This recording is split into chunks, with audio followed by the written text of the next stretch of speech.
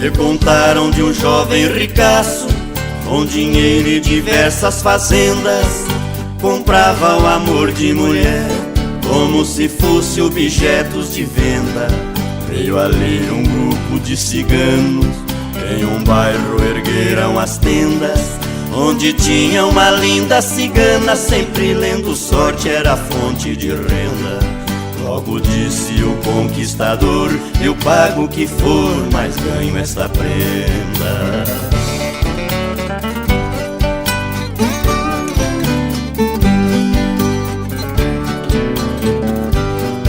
No encontro que teve com ela, foi dizendo o conquistador: eu lhe dou $2.000 com gosto, pra dormir com você, minha flor. Ela disse pagando adiantado, decidi a queimar que é o senhor. O ricaço já contou a grana e na mão da cigana entregou o valor. Hoje mesmo estou disponível, será inesquecível esta noite de amor.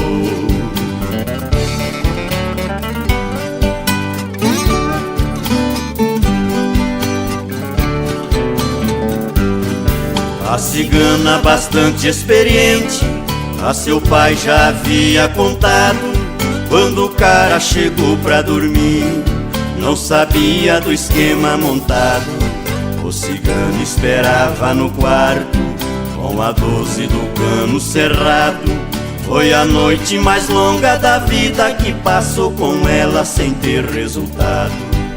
O quarto virou cativeiro e o tal fazendeiro refém sequestrado.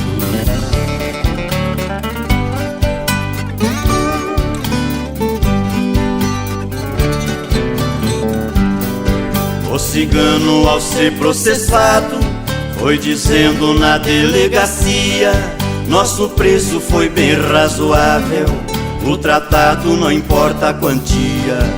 Além disso, lhe dei segurança, fui armado pra dar garantia. Essa queixa do meu denunciante é por não ter chegado onde ele queria. É mais fácil drenar o oceano que um cigano jogar sem mania.